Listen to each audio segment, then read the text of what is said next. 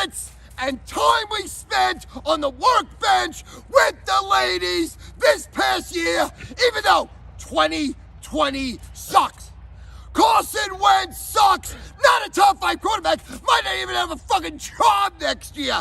Our dicks are big, and next year we're looking for better things and more workbench time. Listen, when you're talking about the workbench, you better be fucking eating ass, licking clit all day, twice on Sunday. Let's fucking go. Ready to roll. Ready to roll. Ready to roll.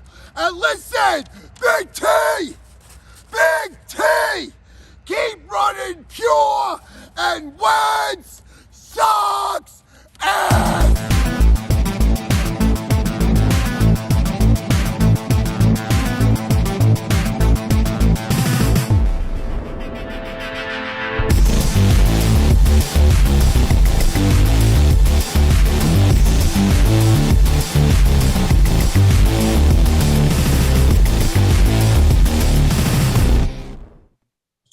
What's going on, everyone? Welcome to the Run Pure Sports Swing for the Fences MLB breakdown today. 12 games. We'll be breaking them all down position by position. Sorry for the late start. Went and got the kids off the bus, came back to the office, and my computer was completely shut down and did a restart on me. So we're here a few minutes late, but we're going to go through and break it down like we do every single day. So as always, I'm joined by my boys, Titletown, DC. DC, what's going on, man? Not too much. Yeah, enjoying a little early baseball, a little 3-game slate. Always nice. And going into I think 12 games on this Wednesday. So some fun slates. We got some interesting talking points today, along with, the usual game-by-game, pitcher-by-pitcher breakdown that we always do. Obviously, the foreign substances stuff kind of at the top of baseball talking point. Not necessarily for DFS. I actually think it should be kind of more talked about than maybe it is, but we'll get into all that for sure during the course of the show. Yeah, and if you watch these shows lately, we've been talking about it, or DC's been talking about it quite a bit, the spin rate stuff, and it's front and center on this slate with Mr. Garrett Cole. So we'll definitely talk about it. I know I joke around and give DC crap about talking about it every slate, but it's super important. I mean, and we're starting to see it play out a little bit. So we'll talk about it. Obviously at the top. Title, what's going on? Our last interaction. You got the best of Hoop. You put Hoop in his place and made a little jab at you on Twitter for talking hockey after the Bucks got their ass kicked. The Suns were looking rough, so I made a little jab because you were tweeting about hockey. So, tried making some funny joke. Oh, look, Title's having a bad night in NBA, so he's relegated to talking hockey. And what do you know? On cue, the Suns go on like a 20-2 run after I hit send. Dude, this is I owned myself taunting Title too early as well once with we bet it was Lance Lynn versus Corbin Burns. I had Burns, you had Lynn. Burns went like 7 scoreless with like 9 strikeouts, and I was like, it was like a points per dollar bet. I'm like, and Lynn was gonna get rained out, and I tweeted and then the game started, so I'm like, he said, what's the PayPal title? PayPal with bio title, and then Lynn comes out. Throws a complete game shutout with like 14 strikeouts, the game of his life, and just owns my soul. So don't count your chickens with Title before it's over, because he'll come back and get you. Maybe it should be a lesson learned. I mean, it was a lesson learned for me. He owned Big T on the basketball court. I mean, maybe Title's up to something. Yeah, I mean, I just needed a little good mojo, a little hoop magic, because the Bucks absolutely, it's hard to even talk about. We were on the bet show too. I was on the Nets for the series. I know you were on the Nets for the series. I decided to hop back on the Bucks game 2. I'm like, they can't shoot any worse in game 1. No Harden, they'll have a plan. Blah blah blah. I mean, they got ran off the court, no answers, and it might be a very short series. But at least I got the Suns. I mean, it just needed a little hoop to come by. We got some vintage CP3 in the 4th quarter. And I know you're on the Nuggets too, so it felt really nice to do that. And as far as hockey, I mean, I grew up, that kid, it was from Wisconsin. I played against his brother. My brothers played against him. So it wasn't just because it was a bad day. It is cool seeing what Cole Caulfield is doing, but it was the right timing. I mean, it wasn't a good night for Title until the Suns did step up. But now we got a nice 12-game slate. Suns are running it back tonight. Hopefully they can go up 2-0. And I mean, Big T, I know the Nuggets lost and all that, but man, this guy continues to stay hot. Another $100,000+ win. It doesn't even.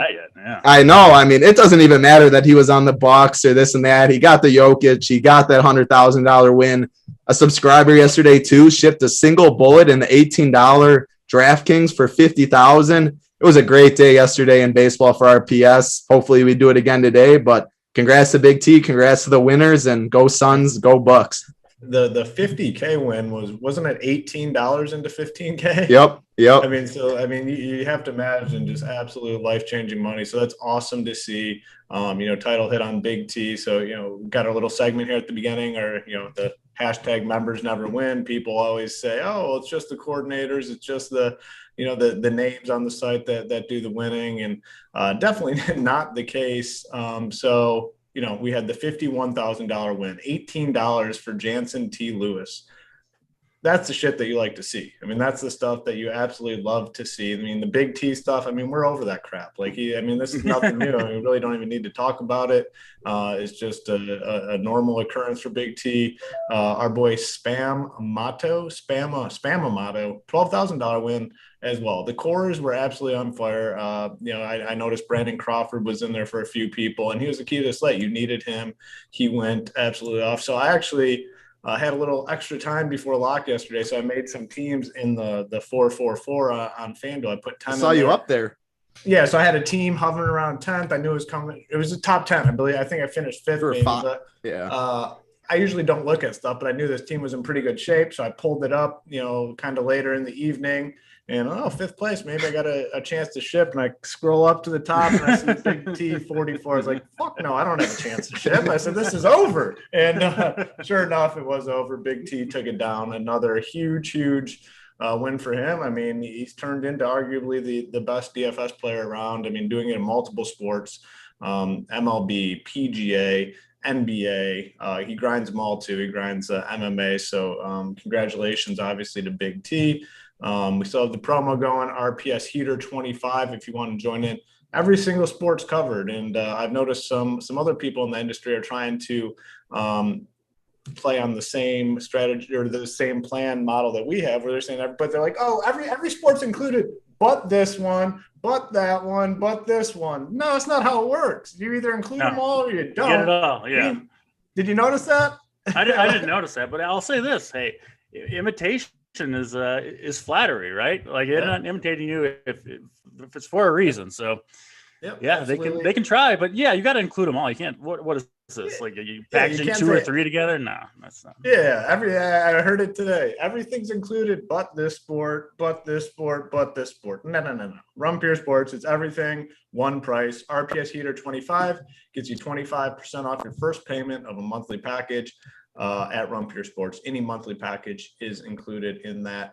All right, we got a little bit of a late start, so let's go ahead and hop into it. And we talked in the opening about the spin rate stuff and the things that's going on with the substances. And obviously, I don't know a ton about this, but that's why we have DC on board here. He's digging into this stuff very closely, on top of it. So DC, talk about it. And the reason I bring it up is because a lot of it pertains to Garrett Cole, and that was kind of the first name that I know we had a conversation about how this affects Garrett Cole. He's back on the slate tonight, and if you look around the industry, he's projecting quite highly. So talk to me about the Garrett Cole spin rate situation. Yeah, without repeating, everything that you guys have heard me say on the show, on the podcast. So basically, for any newer listeners, these pitchers have been using foreign substances to affect their grip and the spin rate on the baseball. It has a pretty big effect. It looks like on results, Garrett Cole very clearly started using this when he was traded from Pittsburgh to Houston, where he became one of the best pitchers in baseball. Recently, baseball has said they're going to crack down on pitchers using these foreign substances to affect the baseball. Garrett Cole's spin rates went way down after they announced that they will be suspending pitchers who they catch. That was in his last start, where he had one of his worst starts of the year. And then yesterday he was asked in a press conference, I think a virtual press conference, if he had ever used spider tack, which is like the chemically, or it's literally made by like chemists in a lab to be the most effective stuff you can put on your hands to control the baseball and spin the baseball better. And he had, you can go look it up on Twitter, just search Garrett Cole, it'll be right there. He had no response, right? I thought the video was frozen because he didn't know what to say for like 10 seconds. He just talked nonsense for 2 minutes, couldn't avoid the question. Guilty as charged, right? Clearly by his answer, he's been using this stuff. He clearly wasn't last start. And Title, we were talking before the show, Hoopo, you were rebooting your computer. There's no way he can go back to it now, right? That was kind of one of my thoughts, is these pitchers could stop using it, then go back to it, and it would kind of throw things off.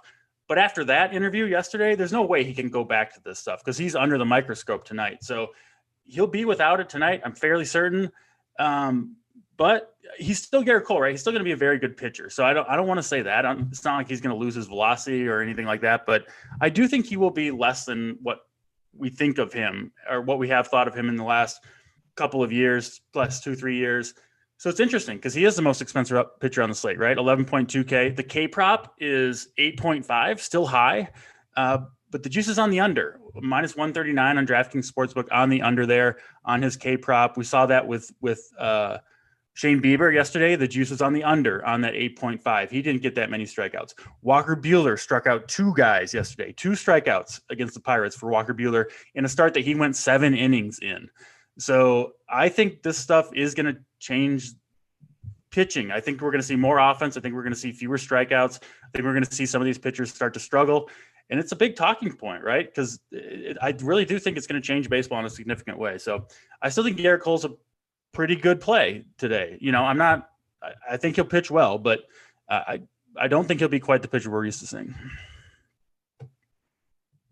Yeah, very important stuff there. And, we've seen, that last start. I mean, maybe it was a coincidence. Who the hell knows? But it seems kind of weird. And then the press conference yesterday, I did listen to it. And, like you said, kind of seemed guilty as charged. Clearly. So, yes.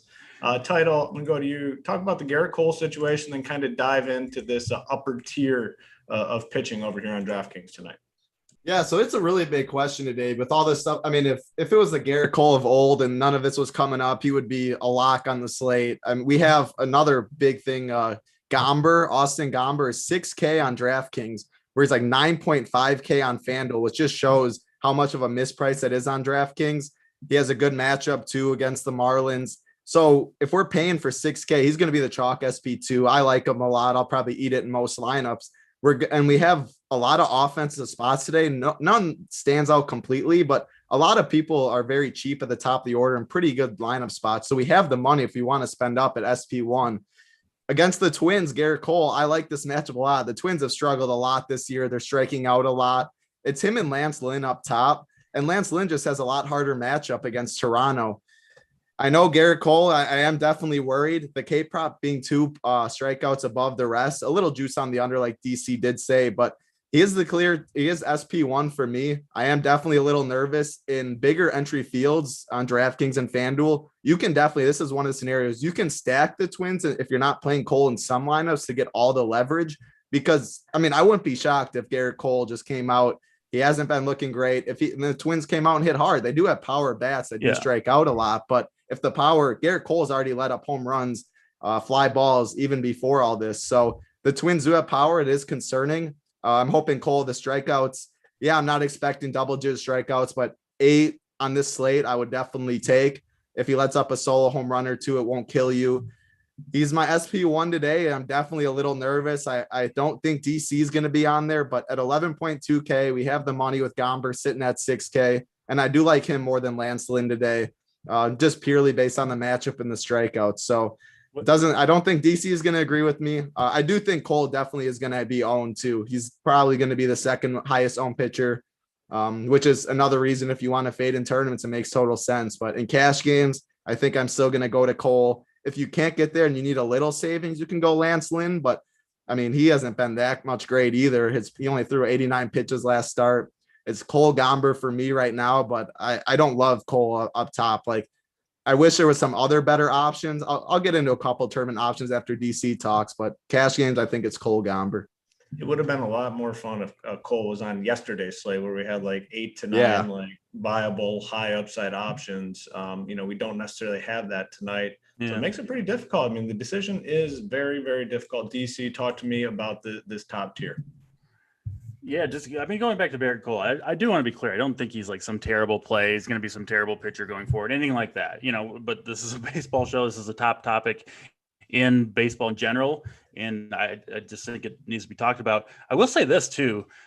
In Minnesota tonight, it's going to be 95 degrees with 40% humidity.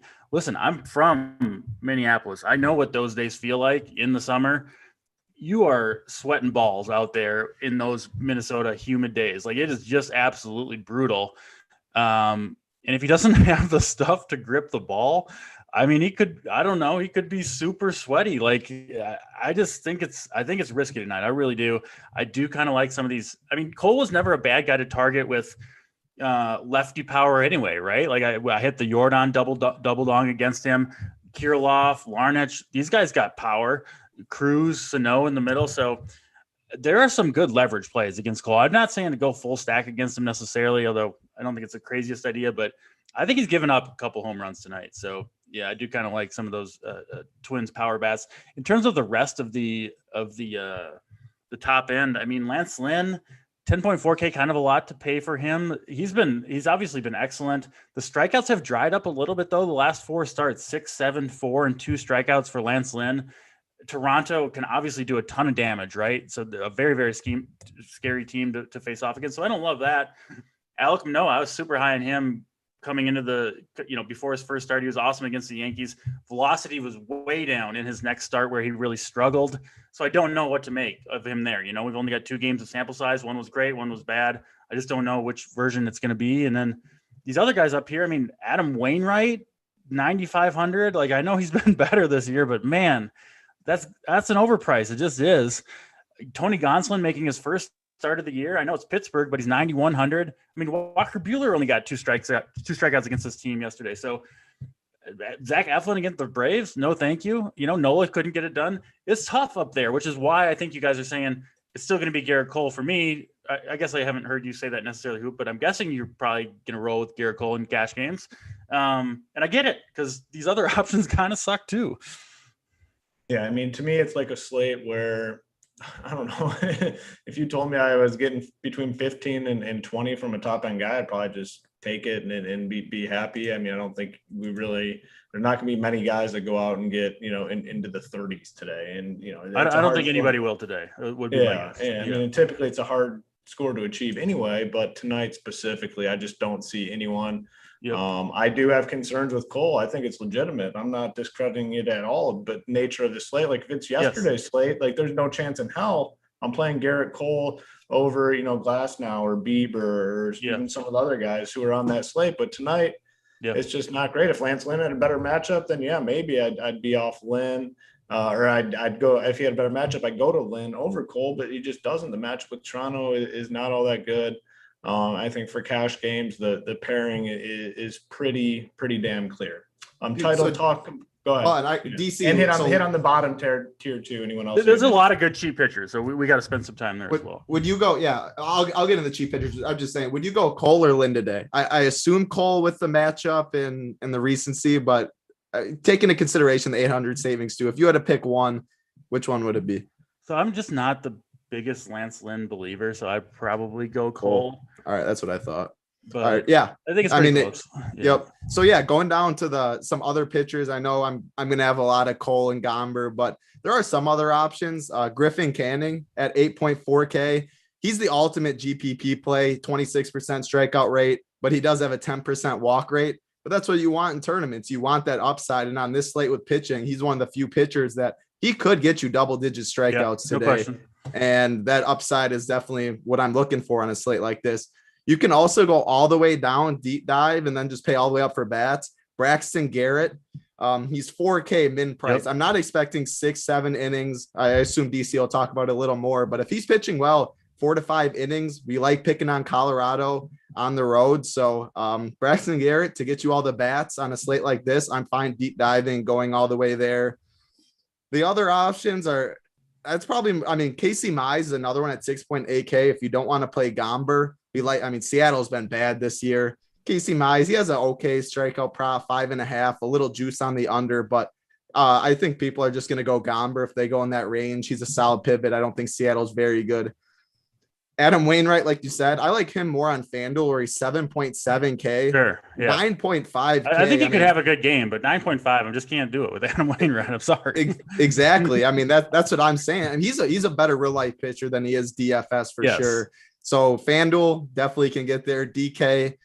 I mean, I guess we talked about how Lynn and Cole concerns. Maybe if he got you 20, it would be a great game, but if he got you there, you would take it low ownership. But I'm mainly going to focus on Canning, Braxton Garrett in tournaments, and then Casey Mize. If I had to go one other one, maybe Shane McClanahan. Strike. I don't love picking on Washington, but he seems to have some pretty good stuff. DC, I think you know more about him than I do, but at 8.2K, he's a lefty. He has good strikeout stuff from what I've seen. I think there's some upside there, but I would chase Canning upside more a little bit. Another thing I will kind of add, like we have offenses tonight. Like there are some offenses in really good spots that are appealing. I don't better than pitching for sure. The offense is way better than pitching for sure. So I don't think you have to spend up at pitcher. Like we have some very viable, cheaper options. DC, I have a feeling that's what you're going to talk about. So go ahead and hop into it. Yeah, kind of a lot to digest there. To your point, though, Hoop, I do like Braxton Garrett. I'll talk about him a little bit. And then Austin Gomber at 6K, going in at 4 good starts in a row. I think he's going to be massively popular, right? I think the Cole Gomber combination is going to be the most popular on DraftKings. I feel pretty confident in saying that. I do really like Gomber too. I mean, he's mispriced at 6K. There's no question, but there's also no question he's going to be way more popular than the other guys down here. So I do think it's at least interesting to pivot away from him. One of those guys is Braxton Garrett, same game. Dog's going crazy here. Garrett, he has been good in the minor leagues. He's kind of a bit of a soft tossing lefty, but he does have 4 pitches. He did pitch 3 decent innings against the Dodgers early in the year. And it's Colorado. I mean, Colorado on the road against the lefty, like even their good hitters who they have left, Trevor Story's out of there, but like, what's his name? Blackman and Ryan McMahon both swing from the left side and don't hit lefties that well. So Garrett's a good play. And then I do have interest, Casey Mize. McClanahan, like you mentioned, title, he's got crazy stuff, right? Throwing 100 miles per hour from the left side with a good slider and curveball. The problem is the pitch count for him. I mean, you're looking at 4 or 5 innings and he's 8,200. So it's hard to really get a great point per dollar outcome there. Can you guys hear my dog, by the way? A little bit, but it's not too bad. All right. Small little whimper. It's not loud. Phallic was feeding his kid on the show next to him. Then there's no worries. It sounds loud to me. I just wasn't sure how bad it was. Casey Mize, Hoop. We've talked a little bit about him. We've been kind of on him these last couple starts. He's been solid. He's pitching well. He's a former number 1 overall pick. He's got a good pitch mix, 5 good pitches he can throw, and it's Seattle in Detroit. So, I think Casey Mize good option at 6,800 as well. So. He's been very consistent. I mean, just look at the production. The last 5 starts, he hasn't been worse than 18 fantasy points. And you can spend on bats, right? Like if you take your favorite bat at every single position, like you will run out of salary even using a 4K and a 6K guy. So if you do want to go cheap at pitching, I think it's a viable slate to do so. Pretty good pitcher breakdown. I mean, different ways to go, but it's certainly interesting, and a lot of it revolves around what you do with Garrett Cole. And I think like the cash game minded people and the projection people are going to play him. His ownership is going to be high, but I mean, there's a decent chance where he comes out and he sucks again. I personally don't hate fading him at all. I mean, the press conference yesterday was just weird. It could be in his head. Maybe he presses a little bit here to, kind of put this behind him. I definitely don't hate the fade in tournaments. Actually, a number of factors, right? Kind of going into this fade, like you can point to a number of different things, including it's hard to pitch in 95-degree weather and humidity anyway. Even if he had his full, spider tack thing going, it's kind of a tough spot a little bit, I think. Yeah. All right, let's hop into some of the positions here, and then we'll hit up on some stacks. Before we do so, do us a favor. We got about 370 watching, 94 likes. Please hit the like button, hit the subscribe button. It helps us to continue to bring you guys these shows on a daily basis. If you haven't done so already, check out the podcast. DC runs a podcast every morning. It's him, another guest. They break down the MLB slate, kind of like a first look type thing, breaking down the slate, talking about the big news and notes in MLB every single day. Find it on Apple iTunes, Google Play, Spotify, wherever you get your podcast from. So check that out. All right, let's talk about catcher. There are a few guys that kind of stand out to me at the catcher position. My catcher yesterday was Real Muto. That worked out quite well. He hit a bomb. He didn't really get much of a price increase. He gets a lefty again, batting second. Price is about the same, $5K. If I'm spending at the position, he is clearly the guy that I want to go to. Another guy I think that will garner some ownership, Tyler Stevenson. He's batting fourth for the Reds, and they're projected to score over 5 runs tonight. He's only 3.5K against Brett Anderson. He will have some ownership, but I think good salary savings at the position. And then in that same game on the other side, Omar Narvaez batting fifth for the Brewers, 4K. So those are kind of the three guys that I'm looking at for cash games. I'm sure those are the ones that will take in the most ownership. DC, give me your thoughts here, catcher. Yeah, I agree with you on all 3 of those guys. I think Real Muto, the top guy for me, if you're spending up and in that, kind of that lower mid range. Stevenson looks great. I really like the Reds tonight. If you're stacking Reds, you're probably going to take their $3,500 catcher that's hitting fourth, right? I mean, that's fair enough. I think is a strong play for sure. Other guys I am looking at, Salvador Perez. I know we mentioned we like Griffin Canning a little bit, but Canning has a little bit of reverse splits going on. It looks like, and Perez can hit lefties and righties. Obviously he's got, more than enough power. So 5,500 steep price point, but you get that big game out of your catcher. It's going to be so pivotal. So I do think Perez is worth spending up on, at least in GPPs.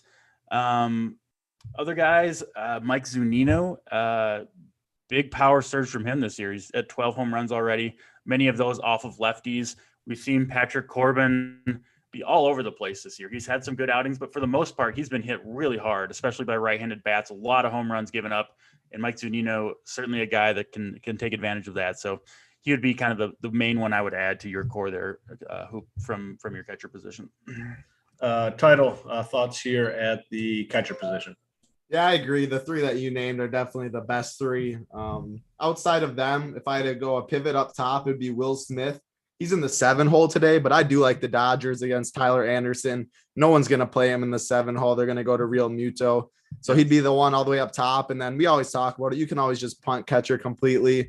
We don't have a Detroit lineup yet, but Jake Rogers, if he's down there, 2.1K if he's in the lineup.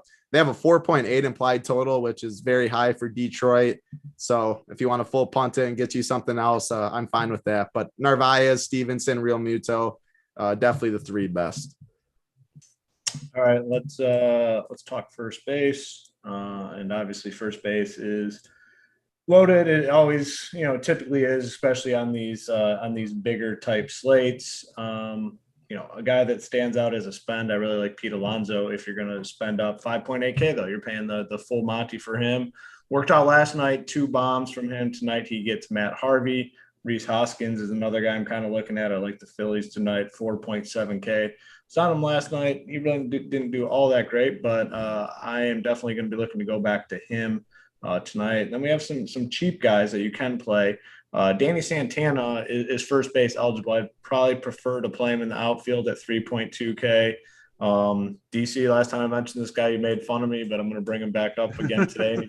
He's a little more expensive. Daniel Vogelbach. I like the Brewers. 3.5K. I think last time it was 2.7. And if you really want to turn back the clock, Albert Pujols batting cleanup, 3.1K. Title, I'm going to go to you first. Thoughts here at first base. Yeah, you hit most of it. Danny Santana, definitely, but I do prefer him in the outfield. Vogelbach at 3.5K if you do want to save. If you're going up, Pete Alonso coming off a double dong yesterday. I know we prefer lefties against Matt Harvey, but he's hitting the ball really well. The Mets are in a great spot in Camden Yards. Free money, Freddie Freeman at 5.1K. I think he'll get a little overlooked. FanDuel, he'll be definitely one of the most popular. He's only 3K over. Just silly price tag for I mean, why would Freddie Freeman ever be 3K? I mean, the pricing there is just so atrocious. You can, and that's why Cole is going to be played over there. And I mean, you can play anyone over there, but he's still a good play on DraftKings too. Couple more under the radar. Ryan Mountcastle, 3.8K. First base and outfield eligible. He has some power. I do like Baltimore a little bit today. Taiwan Walker, he's due for some regression. I haven't liked what I've seen from him recently. Mountcastle, I know our boy D-Rock posted a picture. Was that the Nips and Tats play of the day, or was it Santander? I think it was Mountcastle. Yes, I think it was. He didn't have a good game, if I do remember right. But you can go right back to Baltimore. We got D-Rock in the backyard, sitting in a lawn chair, shirt off, sipping on a summer shandy, posting the MLB his home run call of the day, and a hit though. So I mean, it's obviously working out well for him. Yeah, and then the last one, he's going to be very low owned. But DC talked about picking on Corbin. Yandy Diaz, 3K in the 2-hole. You can play him at third base too, but I don't like what I'm seeing for Patrick Corbin. His strikeout rate's low. He's wild. Tampa's going to be low owned. They don't have too high of implied total. Yandy Diaz has some power, so 3K. He won't be played. I do like him too. DC, a lot of guys here, I think, that are in play. How are you kind of narrowing it down here at first base? I know the first guy you're cutting is Vogelbach, though, for sure. Yeah, no Vogelbach for me. Once he loses 100 pounds, maybe, and he can actually move his arms around his body, then I'll be in on the Vogelbach. He is so what's the He's word? a meatball. Beefy, yeah, meatball. Yes. Very beefy. Very beefy meatball. Yeah, I agree with most of the guys you guys threw out there for sure. I do really like Freddie Freeman here. I think I kind of did a little deep dive on Freeman today because the batting average is kind of getting concerning after he won the MVP. You know, he's hitting 230. I think he's the exact same hitter, more or less, than he was last year. It's all BABIP. Last year it was 366 batted average on balls in play. This year it's 227, and nothing's really changed in terms of how hard he's hitting the ball, where he's hitting the ball, play discipline, nothing that. So I think Freddie Freeman is basically still the same player who was the MVP of the National League last year. They hit 340 and led the league in home runs. So I still think he's that guy, and I do like targeting lefties against Zach Eflin. So I do like him a lot. I will say this, if you're not on Gomber today, especially in tournaments, I would want to grab at least one, maybe two or three of those right-handed power bats from Miami, because they do have some, right? Jesus Aguilar,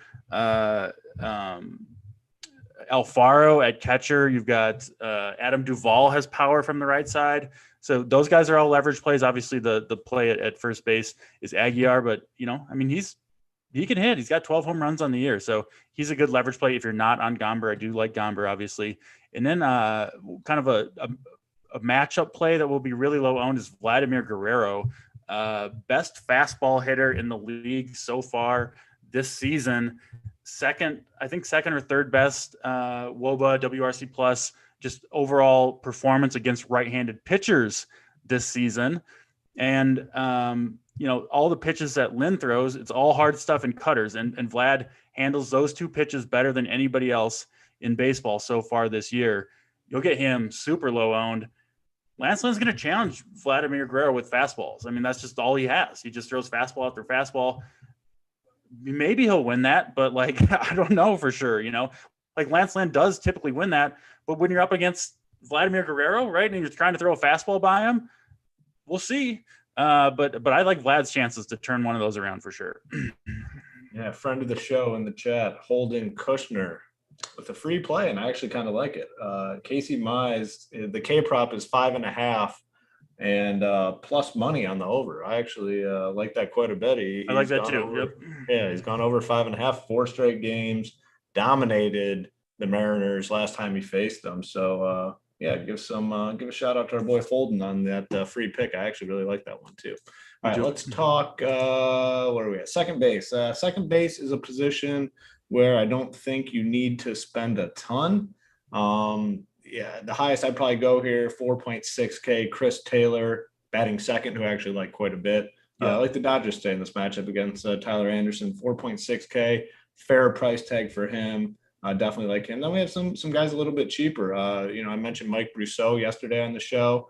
He got the job done. Today's 3.1K, same situation, really, batting fifth. We don't really love Corbin, so Brousseau at 3.1K, I think, is a great salary saver here. Jonathan India batting first, 3.7K against Brett Anderson, like the Reds. I like him. And then Segura batting leadoff for the Phillies today, 3.9K. So I'm going to be kind of living, 4.6K and below. I mean, there's really not a ton of guys that we can really even spend up on at the position. So I think, all these guys, pretty solid options. And it gives you an opportunity to, save some money at the position. You're not going to have to spend a lot here. DC, thoughts at second base? Yeah, I'm with you, Hoop. I think Chris Taylor was kind of the initial guy, kind of first guy in for me when I was looking at second base. It's not the strongest position today, to be honest. There's not that many guys that I really want to play. To me, if you're playing tournaments, second base is probably going to be a position included in your main stack, I would say, right? Because there's just not that many strong options. I think this is one where, if you're stacking the Phillies, which I think is a good way to go, if you're stacking the Reds, which I think is a good way to go, you're going to include that second baseman in there. So Taylor, my top guy, I really do like Jonathan India, like we said, hitting leadoff, and I really, really like the Reds tonight. I think, you could throw in Segura for sure, and then I'll add Ozzie Albies to the mix too. Maybe a little Braves mini stack. Well, I mean, or not. You can include Acuna obviously in any stack that you do. So but I like Freeman, Albies. I traditionally I've kind of preferred Albies from the right side, but he's been swinging it well from the left side too, and heating up a little bit. For the Braves. So Ozzie Albies 4,100. I think a pretty good option. Title, what are you doing here at second base? Yeah, most of the guy, I agree with most of what you guys said. I'll also add in a name that I hate playing, but I have to mention him. Rougned Odor. I know Odor's been so bad. He has some power. People are going to play him. He's cheap. He's 2.8K. So it's definitely a spend down. Go ahead. Everybody was on him yesterday. Like every DM I got about their lineups was like, this guy or Odor. And I was like, what? Why is everybody on Odor so heavy? I wasn't sure. Because he's cheap, I guess. Yeah. Cheap. He does have power when he does connect. So bad, I agree for sure. I just had to bring it up. He's 2.8K. Sure. I do like Luis Urias and Jonathan India as the two guys. Probably my favorite. 3.7, 3.6K. Urias, he's not a good hitter, but he's in Great American Ballpark. I like this game stack a lot. It's very warm there. The Brewers are one of my favorite stacks. They should put up some runs today in the leadoff hole. He's only 2.1K on FanDuel too. And then a guy on FanDuel that is a lot cheaper than DraftKings, Jonathan VR. He's only 3K, whereas on DraftKings, he's like 5.3K or something. So another pricing difference that I have a lot more exposure to on FanDuel. Yeah, those Mets guys are all a lot cheaper on FanDuel opposed to DraftKings. DraftKings price most of them where they should be. Yeah, well, exactly. Yeah, FanDuel clearly just not very good at pricing these players. All right, let's talk third base. Guy at the top on the Mets, VR that we were just kind of talking about, 5.3K at third base position. And on FanDuel, you can play like three different positions. Actually, they changed it. Yesterday, he was second base, third base, shortstop eligible. Today, I think he's only on FanDuel, 3 positions. Yeah, they had him like that for a while. I don't think I've ever noticed that before. Yeah, they changed it back today. Yesterday, you could play him at second, third, or shortstop. Today, it's only second or third base, which is kind of weird. But 5.3K on DK. You're paying the full Monty for him. We have the Rays guys that we kind of talked about at other positions. You can play them both at third base. Diaz, 3K, batting second. Brousseau, 3.1K, batting fifth. If you want to full punt the position, Isaac Paredes, I believe that's how you pronounce his name, for the Tigers. He was batting second, but I think they moved. Their lineup changed. He's now batting sixth, which is fine. He's the full punt, 2K. Alec Boehm, 2.8K, batting. What's he batting? Six. It's kind of what I'm looking at the position title. Thoughts at third base. My two favorites are back in the Brewers game at Great American. Travis Shaw, 3.1K. He's in the 6 hole, has some power there. Luis Urias, he's also viable at this position too. And then on the red side, Eugenio Suarez, 4.3K. I wish he was batting a little higher in the order, but hopefully people avoid him because he is in the 6 hole. But against the lefty, We always like Suarez against lefty. Brett Anderson is not very good. Brousseau's right there too. As you mentioned, at other positions against Corbin with some power. And then if I'm going up in the mid tier, or two guys on the upper tier, Justin Turner, 4.9K against Tyler Anderson, the lefty. I like the Dodgers. Sounds like we all do. And then Anthony Rendon, 4.4K seems too cheap. Otani, you can go Otani, Rendon. We didn't mention Stassi at catcher too, but he's cheap. He homered yesterday too. People are going to be, they always forget about the late West Coast games. I think people are just going to play the early games. So I think the Angels, a nice little mini stack would make some sense. Yeah, I like that call on the Angels, and Rendon just definitely a little bit too cheap on DK. DC, thoughts at third base? Yeah, Suarez is my favorite here. I talk about this a lot, but guys like Brett Anderson, where they can't strike anybody out, and they're just giving up, even if it's a large amount of ground balls. I love stacking against those guys when they can't get any strikeouts or easy pop flyouts, because things can just snowball in such a hurry. So Suarez against the lefty, he's been struggling this year. He's my top guy there. Rafael Devers at the very top of the list on DraftKings, 5,900, a lot to pay, but I'm spending down a pitcher today for the most part, so you can kind of afford these guys. Rafael Devers against a kind of a hampered version of Odorizzi. He really hasn't turned the corner this year at all. I think the most likely thing is the Red Sox hammer Odorizzi tonight, to be honest. So Devers, you would expect him to be in the middle of that. And I'll throw in Jose Ramirez. I know the Indians kind of have a low team total, but dude's just a beast, right? Like it doesn't affect him all that much. He can do his damage off of Adam Wainwright anyway. He's kind of the one Indians bat that I really like, but I do like him a lot at a position that isn't the strongest. And I do got to ask you guys a question. Did you see the Cabrian Hayes? Yeah, I was going to bring that up. Lead the game off, or second. I think he was hitting second. It's a line drive down the right field line that it's not clear if it's going to be a home run or off the wall. So he's sprinting to first at this point, right, to get a double or a triple or whatever it may be. He totally misses first base. It ends up being a home run. They call it a home run about the time he's at second base, completes his trot, home run trot, and then Dodgers challenge, and he's called out because he did not touch first base. There's a lot of people on Twitter clamoring for this shouldn't be a rule. You hit a home run. Why would you need? It's just ceremonial. Why would you need to touch every base? Hoop, you're shaking. You're both shaking your head. I don't necessarily know why. Hoop, first on the Cabrian Hayes home run overturn. Your thoughts on it in general?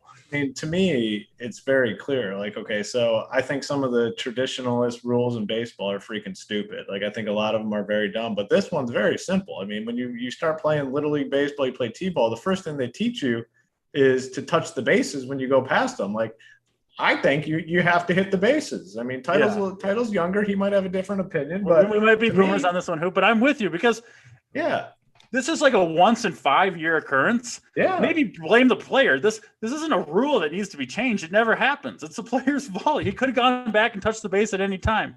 Exactly. Set us boomers straight. No, I'm with you guys. I mean, you learn how to run the bases. Literally one of the first things you learn. And if you don't hit the base, like you have to feel like, I don't understand how he didn't feel that he missed the base. Yeah. And then when it was ruled a home run, like, no, I'm with you. Don't change that rule. I mean, you rarely see it. It just doesn't need to be changed. anyone with a brain knows you got to touch the base and you can feel the base. That's his. Who's going to do that today? Too. He had to have known he didn't hit the base. And they have like every single camera angle like in these stadiums for review. Like, you're going to get caught. And it's very simple. Like you said, like all you got to do is go back and touch it. And you can continue on. I mean, the people complaining about it. People on Twitter on this are like, oh, you hit the home run and then you could just walk back to the dugout. It's like, this isn't beer league softball. That's happened. Have you been to a baseball game? Like one of the most fun parts, someone hits a dong and he gets his trot around the bases. The crowd's going wild. They got fireworks going off. You don't just hit a home run and walk back to the dugout. Like, come on. What happens. That's literally what happens in beer league softball when you play. It's actually not even a beer league, competitive softball too. These big beefy dudes, they struggle to get around the bases. They hit a bomb. They walk their ass right back to the dugout and drink another beer. Like that's not MLB though. Like you got to hit the damn bases. That's very clear to me. It would be like, oh, you got beyond the defense on a long touchdown pass. You could just drop the ball and it's just the play's done. Deshaun Jackson. Yeah. Just let the rock go and you get the sixth. Like, no, it's just all right. I had to bring it up. No, I'm on the same. Like the people on Twitter that are throwing a fit, I was actually getting fired up because it's very simple. Yeah. All right, shortstop, another position that might be the worst position, at least for me on this slate. Yeah. You got Lindor, 4.7K. To me, he's clearly the top option at the position. He will have a lot of ownership though because there's just not many options. Carlos Correa, big night last night. He's 5K. I think he's in the conversation. Big T's boy Freddie Galvis, 3.8K. Those are kind of the guys that I'm looking at here. If you want to really spend up, Xander Bogaerts, 5.8K. I think the Red Sox are in a pretty good spot. DC talked to me about shortstop. Yeah, for a 12-game slate with good weather everywhere, not that many good pitchers even. I don't even understand how this position is so bad today, but there's really not anyone that's standing out. I mean, I'm kind of looking at my dummy lineup, and Francisco Lindor is the guy in there. But he's the first guy you brought up too, right? So if he's on, the DC kind of initial lineup and the hoop initial standout, he's going to be popular. Yes. Yeah. He just is because we kind of think a little bit differently in terms of these things. But if we're both on him, he's going to have massive ownership. So I'm not going to play a chalk Francisco Lindor in tournaments, right? I mean, the dude's not really doing anything this year. Like I think he has 5 home runs, 4 steals, an OPS of 650. Like, I know he's against Matt Harvey, but he's not hitting. So I'll fade him in tournaments. It seems like he's going to be super popular. I think he would be the cash game play for me, but he's just not a good enough player this year to take on massive chalk, just in my opinion. So I think Xander Bogaerts is kind of the guy I want to go to all the way at the top if I can get up to him. I think he's got the most upside here, along with maybe Trey Turner too. I think both those guys will be not very low owned, but relatively low owned. But yeah, Bogaerts can hit both righties and lefties, and I don't think Jake Odorizzi is any good right now. It's kind of a bet against him. I really like Boston tonight, so I'll try to get away from that Lindor chalk. But I'm with you. I do think he kind of stands out as the best play, but I mean he's just not doing a whole lot, so I don't want to eat that chalk really. Yep. Title, I'm assuming Lindor's your guy here. Talk to me about him and then anyone else that stands out for you at the position. Yeah, Lindor is clearly, he might be the most chalky hitter on the slate, which is how bad shortstop is and his price and the spot against Harvey. So in tournaments, if you want to get different, I'll throw out 2 names. Willy Adames, he's in the 7-hole, 4.2K. I like the Brewers. People don't like to stack the bottom of the order. He has some power, been hitting the ball well. So he'd be one. And then Freddie Galvis, like you mentioned, 3.8K in the 4-hole. Like Baltimore a little bit. He has power in Camden. So those would be my, and if you're a punting pitcher like DC, which I'm not going to, but if you're going to do that, then Bogaerts, people aren't going to play him for that price tag. If you have the money, that's a good way to be different. He has a lot of power. So I agree with that, but I just won't have the money for it. So it's Adames and Freddie Galvis's pivots off of Lindor. Yeah, just a pretty weak position. Yep. Overall, position that's not weak, like always, is outfield, and we have a lot of options in basically every single pricing tier. A guy that just continues to be, mispriced on DraftKings. Like they have something against Yordan Alvarez. I don't know what it is, but he is only 4K tonight. They rarely bump his price up at all, but 4K for Alvarez, he kind of stands out as a solid play. If you're spending at the position, I like Mookie Betts at 5K. I think it's a fair price tag for him. He had the big RBI triple last night and ended up scoring the run. Nick Castellanos, 4.5K. I think that's a good price tag for him. I think we were all kind of on the Reds. He's batting third here, 4.5K. Very fair price tag. Some of the cheaper guys we talked about, Danny Santana leading off. Prefer to play him here than at the first base position, 3.2K.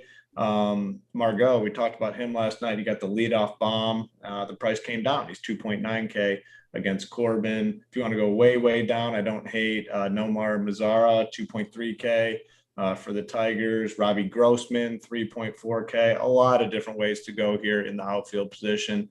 Title, what's your initial lean here? Yeah, you said a lot of the guys I'm definitely interested in. My favorite outfielder, probably Christian Yelich at 5.3K. which isn't even breaking the bank really. Like I said, I like the Brewers a lot. Christian Yelich finally starting to hit the ball a little. Gutierrez, he doesn't strike anyone out. So I like him, and I like Avi Garcia too for cheaper. Mookie Betts, 5K. I definitely like that price tag against Tyler Anderson. 3.6K on FanDuel. I like that price a lot too.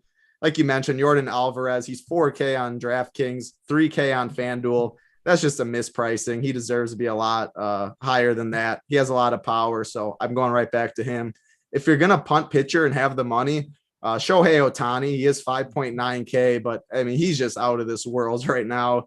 If you have the money, people aren't going to play him because of it. They're going to go Cole. I mentioned Rendon too. You can mini stack that. Definitely, if you have the money, play him. Outside of him, Nolan Mazzara, if you want a full punt, 2.3K. AJ Pollock, 3.1K in the Dodgers stack, 2 in the 6 hole against Tyler Anderson. Danny Santana. I mean, there's a lot of guys for sure. The last guy I'll mention, Kyle Tucker, 3.6K. You can mini stack him a little bit with Alvarez. He's been hitting the ball hard. I know DC's been on him for a while too. In the 7 hole, people don't play him down there, so I like him too. Outfield's completely loaded. But my favorite is I like the Brewers and the Reds a lot in Great American. So Avi Garcia, Yelich, Castellanos are probably my favorite 3. Yeah. One other name I wanted to bring up. We talked about him yesterday. Andrew McCutchen, batting 5th, 4.1K. I think he is a strong play as well. But a ton of options here. DC, who are your guys here in the outfield? Yeah, you guys touched on a lot of them. Really like both Astros guys, Alvarez and Tucker. I'll throw the Twins guys into the mix. Kirilloff and Larnach, they're 2 rookies. Both have big power from the left side. I talked about them a little bit when we were talking about Cole at the top of the show, but they can both hit a fastball, and they're gonna get chances against Garrett Cole. So I really like both those guys. You square one up in Target Field against a Garrett Cole fastball, it's gone in 95-degree weather, right? That one's not coming back for these guys. So I think they've got a good chance to leave the yard. Could end up 3 strikeouts, but if you're looking for upside, Larnach in particular is stone 2K. He's got, I think all 3 of his home runs have been over 440 feet. So he's got big boy power. Castellanos, my number 1 point per dollar guy at 4,500 against Brett Anderson. I'll go back to Jesse Winker. He let me and, anyone that kind of played my guys down yesterday. I know I really do prefer him against righties, but Anderson doesn't really have any splits, right? He's kind of a soft tossing lefty. I think like hard throwing lefties with a good slider can kind of get to Jesse Winker a little bit. Anderson's not that type of pitcher. He's a, control guy, command guy. I like Winker's chances against him left versus left. Ohtani, I think, is the best raw projection play on the slate, right? Most upside, you could say. 5,900 against Keller. Ohtani's problem is he strikes out a little bit too much, but Keller not a strikeout guy at all. So I really think Ohtani gonna make some good contact there. I'll throw in Randy Arozarena against Corbin, who's giving up a ton of home runs. He's 5,500 again. When we were talking at the top of the show about going cheap at pitching, there's some good options up there, right? Acuna, Arozarena, Ohtani. So you can spend on these guys today if you want to go cheap at pitching. Like, it is an advantage, I think, at least a little bit. Of course, there are good options up and down the outfield pricing range, but I think that the best guys are at most positions priced the highest. So it is a viable slate, I think, to go cheap at pitching if you want to. Yeah, absolutely agree with you on that. Before we get into the stacks, the plays of the day, we're going to need you guys to do us that favor and hit the like button and the subscribe button. Helps us to continue to bring you guys these shows on a daily basis. So hit the like, hit the subscribe. I just want to remind you guys, we still have that partnership going with Super Draft. If you head on over to Super Draft and use that promo code RUNPURE at checkout, you get a deposit match up to $100. Promo code is RUNPURE at Super Draft. $100 deposit match on your first deposit. All right, let's get into some stacks. Go to your first title. Give me a couple, not necessarily low key stacks, a couple maybe more common stacks, and then one under the radar stack.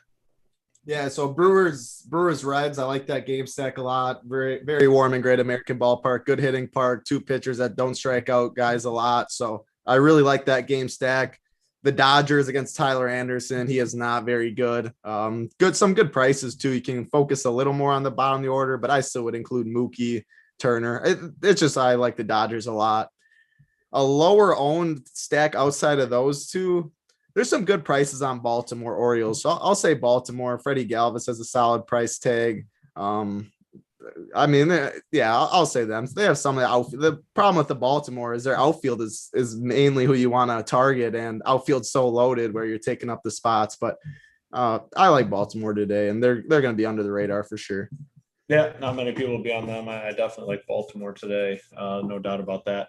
DC, couple stacks, and then one under the radar stack. Yeah, Red's my number one. I really like the Red Sox against Odorizzi.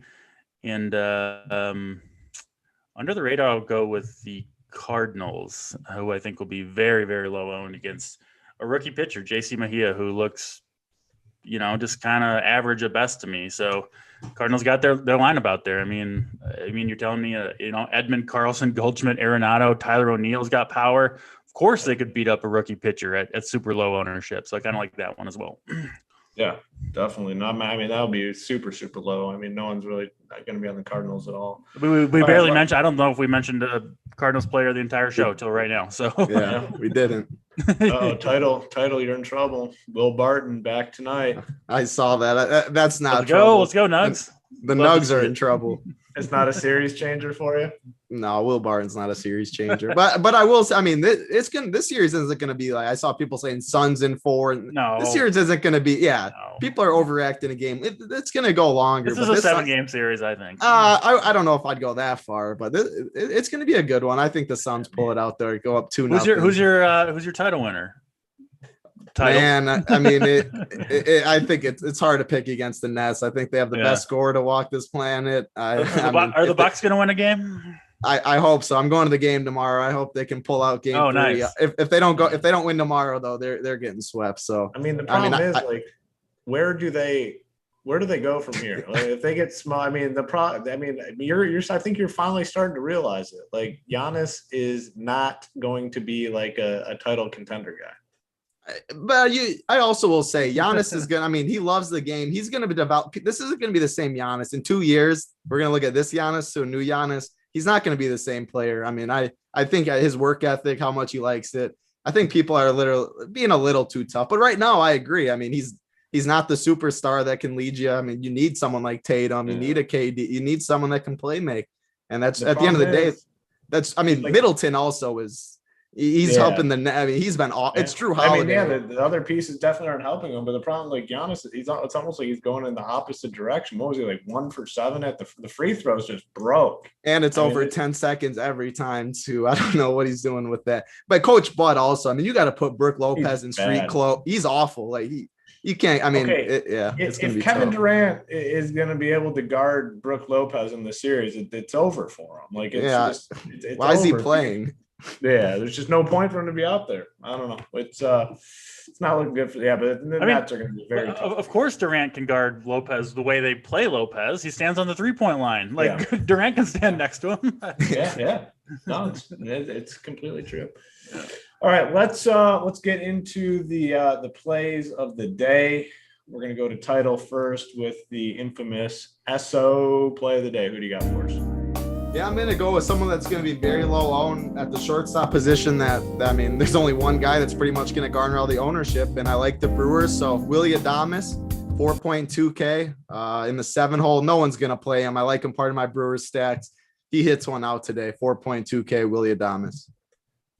Yeah, that's been my boy. I've been riding him, and he's got some little resurgence. I don't think he's a guy that typically, in the past has had some pop, but he's looking solid at the dish. I'm gonna go. Good hitters park, really warm too. Yeah, so you gotta love the game today. Yep, I'm gonna go to the outfield position. A guy I kind of threw in there late before I flipped it over to DC. Andrew McCutchen, batting 5th against Tucker Davidson. I really like the Phillies today. So give me McCutchen as the 4X play of the day. And lastly, we're going to go to DC with the official Mom's Basement play of the day. Who do you got for us? I'll give a pitcher and hitter today. I think Casey Mize is going to spin a gem against the Seattle Mariners. So he's and be way lower owned, I think, than Austin Gomber. So you compare them both, but I do like Casey Mize today. And I'll put a bow on the show. We'll come full circle. And my guy, Twins rookie Trevor Larnach, stone minimum on DraftKings, 2K price, takes a poorly located Garrett Cole knuckleball, can't spin it to the moon in 95-degree target field. It's the ultimate double leverage right there. Cole's going to be very highly owned. No one's going to be on the Twins. You get that bomb. That's how you get to the top of the leaderboard. Love it. All right, we have JSU, Big T, and Holden taking you up to lock here shortly. If you're not a member yet, head on over to Run Pure Sports. You can use that promo code RPSHeater25 for a monthly package over at Run Pure Sports. So head on over, check it out. Check out those guys taking you up to lock. I'm sure they'll be talking some basketball and obviously some MLB as well. But that's going to do it for us, for Titletown, for DC. I'm Hoop. Good luck tonight in your contest. Good luck, everybody.